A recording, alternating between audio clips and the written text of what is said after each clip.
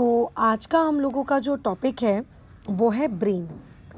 हम लोग हमारे दिमाग के बारे में आज पढ़ने जा रहे हैं। ठीक है, वैसे तो तुम्हारे पास और सभी के पास अच्छे खासी क्वांटिटी में ब्रेन होता है, बट हम इस्तेमाल ना बहुत ही थोड़ा सा कम करते हैं। ठीक है, तो आज की क्लास में हम लोगों का जो टॉपिक है वो यही है कि हमारी बॉडी के almost one of the most important component के बारे में पढ़ना, दैट इज़ ब्रेन के बारे में पढ़ना। ठीक है, तो ये जो ब्रेन है ना, ये बेसिकली जैसे स्कूल में प्रिंसिपल होता है, सिर्फ प्रिंसिपल के होने से स्कूल चलता है क्या? नहीं। Teaching staff, non teaching staff all are equally important. या किसी भी ऑर्गेनाइजेशन में working staff, non working staff, है ना, किसी भी ऑर्गेनाइजेशन में दोनों इक्वली इम्पॉर्टेंट रखते हैं। सबके कॉम्बिनेशन के साथ वो क्या होता है, पर्टिकुलर डिपार्टमेंट काम करता है। अगर हम में से कोई भी एक, उस लिंक में से कोई भी एक अगर अच्छे से काम ना करे तो क्या होगा? आपकी वो ऑर्गेनाइजेशन ठीक से फंक्शन नहीं कर पाएगी। तो हमारी जो बॉडी है ना, हमारी जो ह्यूमन बॉडी है, हमारी बॉडी भी एक प्रकार का क्या है, ऑर्गेनाइजेशन ही है। हमारी बॉडी एक ऐसा ऑर्गेनाइजेशन है जिसमें अलग अलग लोग अलग अलग तरीके से काम करते हैं। जैसे आपके हो सकता है स्टमक के काम करने का तरीका कम्प्लीटली अलग हो, आप लोगों के ब्रेन, आपके हैंड, आपके किडनी, आपके लंग्स, सारे ऑर्गन्स के काम करने का तरीका अलग अलग हो। तो वैसे ही हमारी बॉडी भी एक ऑर्गेनाइजेशन है, और अगर इसको प्रॉपरली वर्क करना है तो इसको वर्क करने के लिए चाहिए होती है कमांड। ठीक है, इसको क्या चाहिए होती है? कमांड चाहिए होती है, राइट। तो एक्चुअली आपकी बॉडी में ये सारे प्रकार की जो कमांड है एंड कंट्रोल, सिर्फ कमांड देने से नहीं होता है, कंट्रोल भी करते आना चाहिए। जैसे अगर तुम में से कुछ लोगों के घर में अगर डॉग है तो आपको पता होगा कि घर में डॉग जो होता है किसी ना किसी एक पर्सन से कुछ ज़्यादा ही लगाव रखता है। जैसे हमारे घर में अंकित से, ठीक है, वो अंकित से बहुत प्यार करता है, बहुत अथाह प्यार, खतरनाक, और उनकी बात भी सुनता है, ठीक है, और सब कुछ मानता है। तो वो उनको कमांड देते हैं तो कमांड को फॉलो भी करता है और वो उनसे कंट्रोल भी होता है। ऐसा नहीं कि मुझसे नहीं होता, होता है, बट अगर अंकित अगर सामने बैठा है तो फिर वो मेरी कमांड लेगा, लेकिन कंट्रोल नहीं होता है फिर वो। हाँ, लेकिन अगर अंकित नहीं है तो फिर वो कमांड भी लेता है सेकंड हाथ पे, और कंट्रोल भी होता है बराबर। तो ऐसे में अगर आप चाहते हो कि आपकी जो बॉडी है, आपकी बॉडी में ठीक से कमांड जाए, बॉडी प्रॉपरली कमांड से काम करे, कंट्रोल करे, तो इसके लिए हमारी बॉडी में होता है नर्वस सिस्टम। ठीक है, हमारी बॉडी में कौन सा सिस्टम होता है? Nervous system.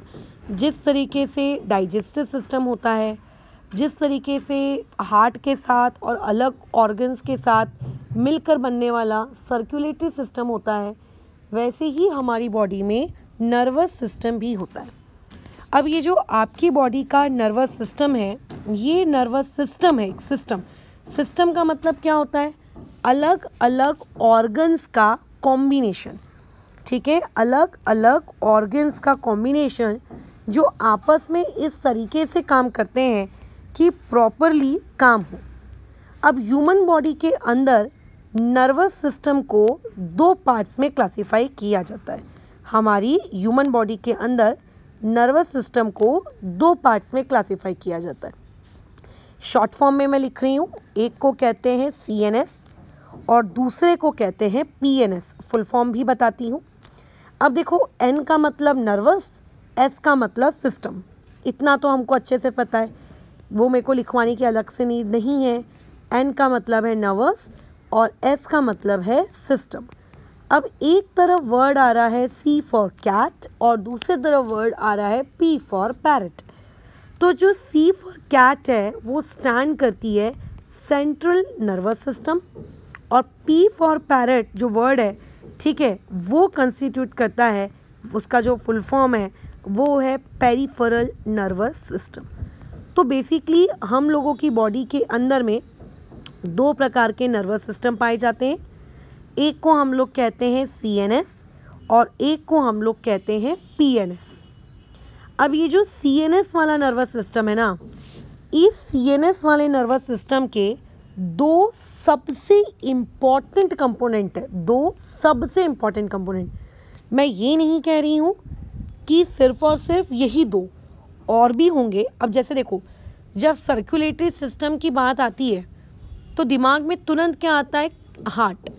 बट क्या हार्ट अकेले काम करता है क्या? नहीं, अदर चीज़ें भी एसोसिएटेड होती हैं, बट जो कहते हैं ना मेजर, सुप्रीम, मोस्ट इम्पॉर्टेंट, वो होता है हार्ट।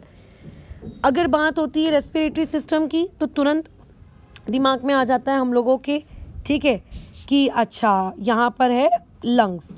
लेकिन क्या सिर्फ लंग्स है क्या? नहीं, लंग्स के अंदर और भी ऐसे बहुत छोटे छोटे कंपोनेंट्स हैं जो कि इक्वली इम्पॉर्टेंट है। अगर वो नहीं होंगे तो आपका लंग्स भी अच्छे से काम नहीं कर पाएगा।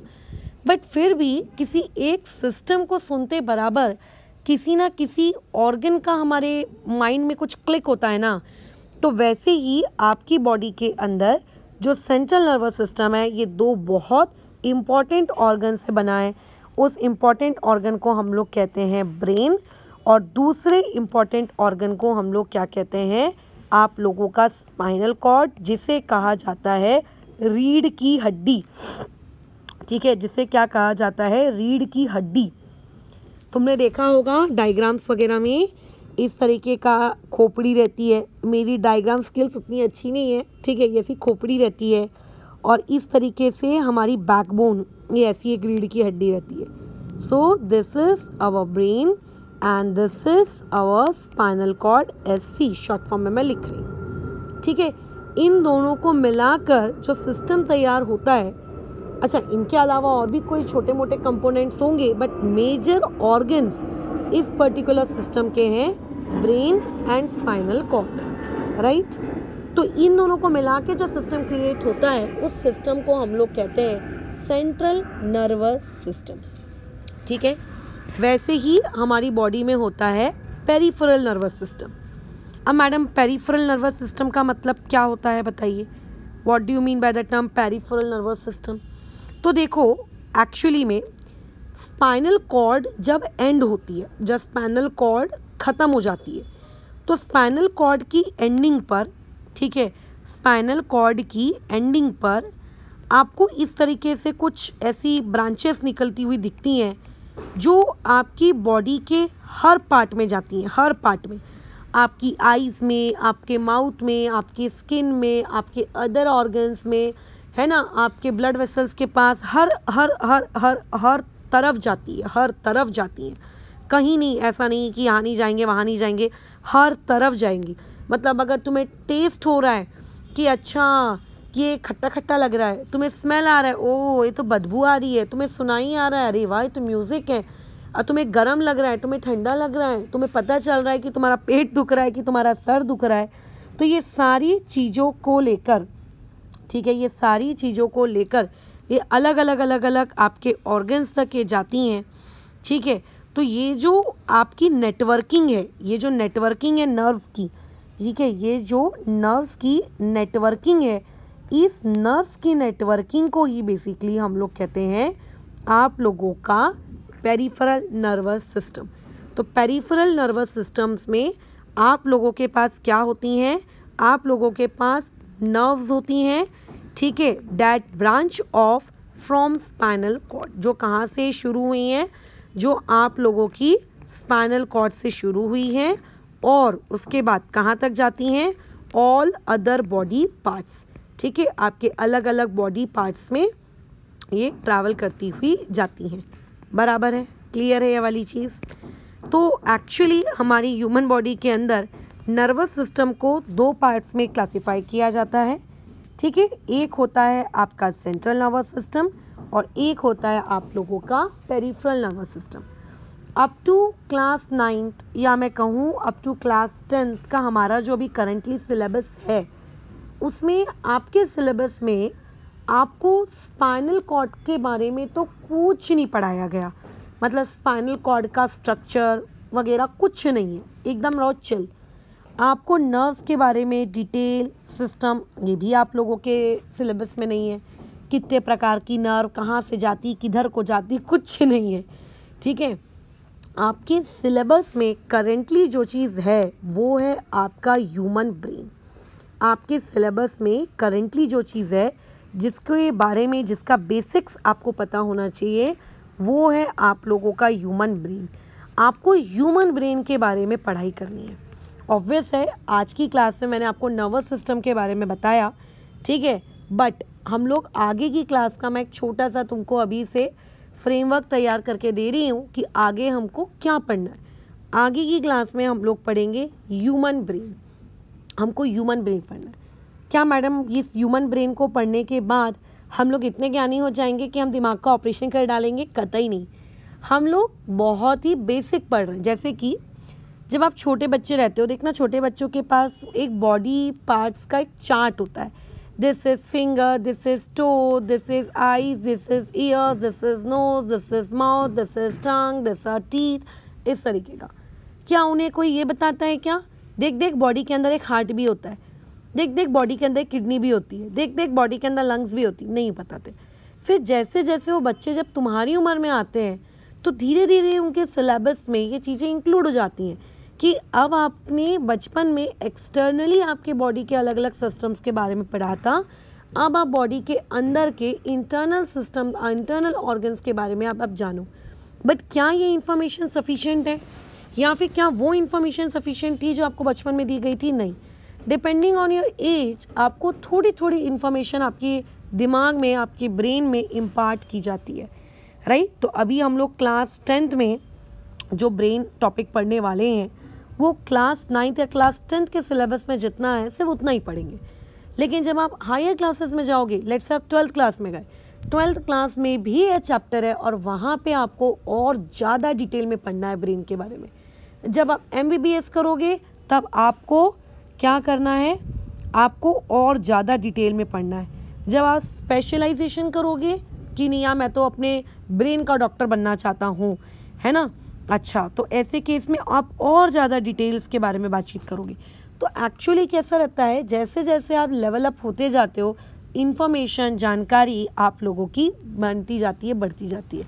अभी up to class 9th and class 10th के सिलेबस में हम लोग बातचीत करने वाले हैं बेसिक किसके बारे में, ब्रेन के बारे में, ठीक है। नॉर्मल बातचीत कि ये बॉडी, ब्रेन के ये ऑर्गन्स होते हैं, ऐसा होता है, वैसा होता है ना, ये सब। तो खैर चलो इसी क्लास में हम लोग कंटिन्यू कर लेते हैं, कहाँ अगली क्लास के लिए रखना। तो देखो पहली बात तो ब्रेन का कलर क्या होता है, पिंक होता है, ग्रे होता है, रेडिश होता है, ब्राउन होता है, राइट। ये सब वालों में हम लोगों को बातचीत अभी नहीं करनी है, ये फालतू, ये सब जीके फैक्ट्स पे नहीं। ये गूगल भी अगर आप करोगे जीके फैक्ट्स, राइट, तो आपको ये मिल जाएगा, ठीक है मैडम, मिल जाएगा।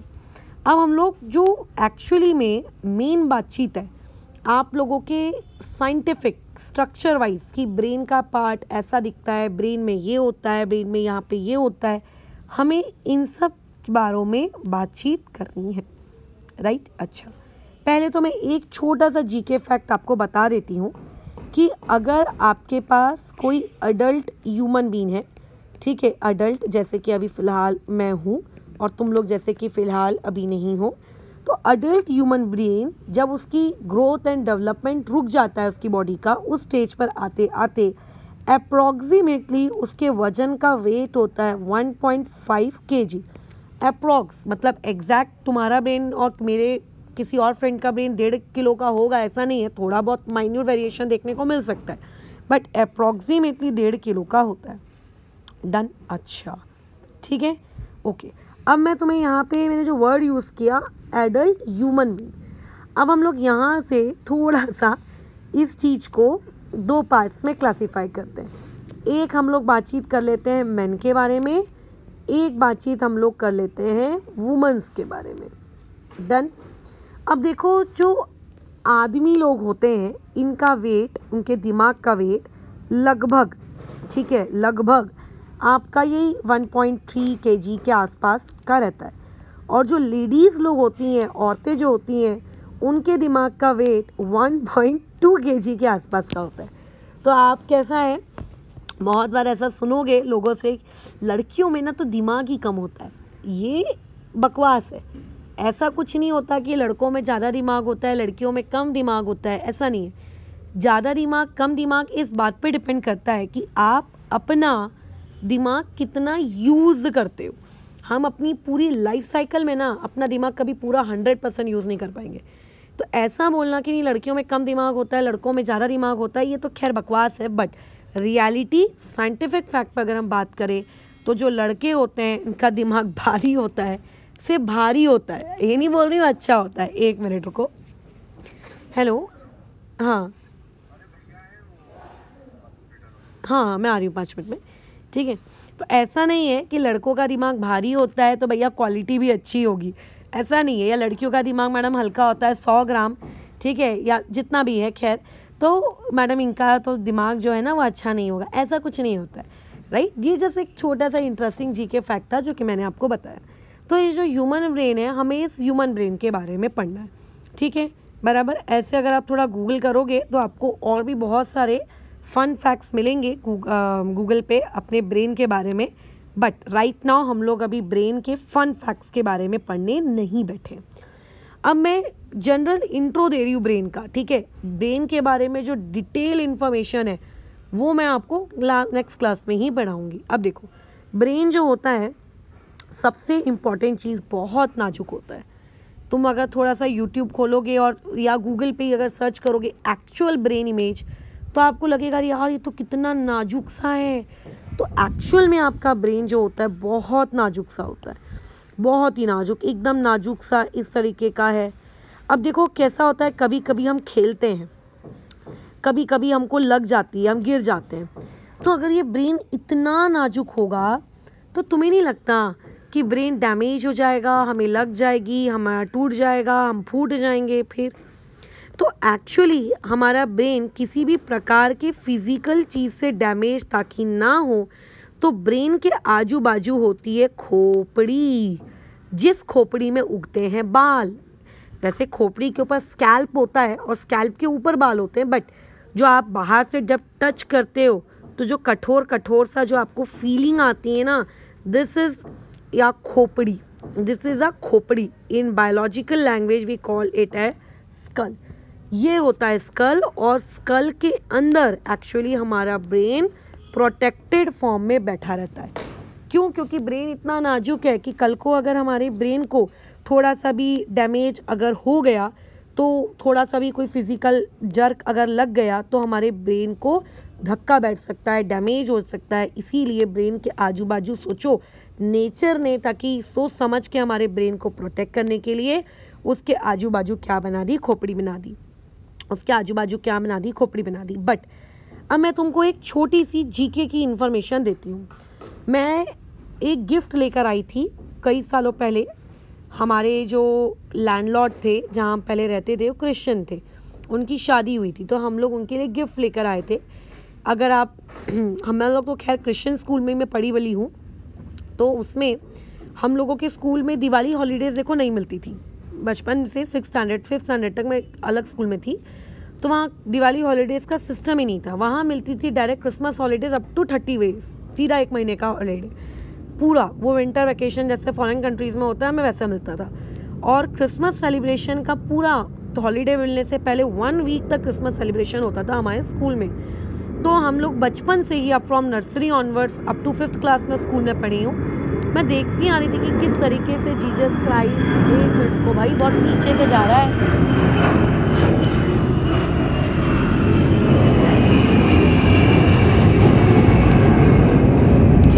तो बचपन से ही कैसा है, मैं देखती आई हूँ कि किस तरीके से जीसस क्राइस्ट वाला वो सेलिब्रेशन होता है, उसके सारे फेजेस, मतलब इतने अच्छे से मैं फेमिलियर थी कि मेरे को सब पता है उसके बारे में। तो हमने उनको एक गिफ्ट आर्टिकल जीसस क्राइस्ट से रिलेटेड ही दिया।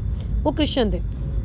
तो कैसा है, जब हम वो गिफ्ट का आर्टिकल बहुत नाजुक था, कांच का था, तो जो डब्बे में जिसमें हमने उनको गिफ्ट आर्टिकल दिया, उसके आजू बाजू हमने थर्माकोल के बॉल्स, थर्माकोल वो नहीं रहता छोटा छोटा सा कागज़ का कटिंग, ये रखा, ताकि जब ऐसे किसी सेंसिटिव चीज़ को लेकर हम ट्रैवल करें, जब हम ऐसे किसी सेंसिटिव चीज़ को लेकर ट्रैवल करें तब वो चीज़ क्या हो जाए, आपकी टूटे ना फूटे ना।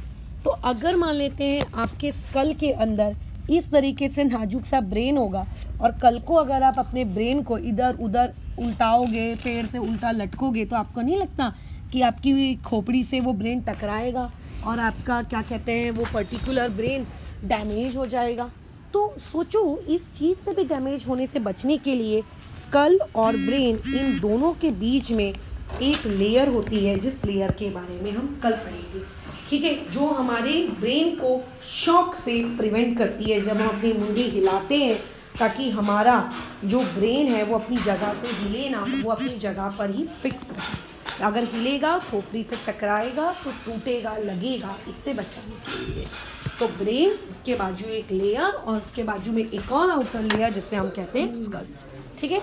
तो यहाँ पर हम लोग फिलहाल नर्वस सिस्टम ये वाला टॉपिक ओवर करते हैं। इसके आगे की क्लास में हम लोग अब नेक्स्ट डिस्कशन करेंगे।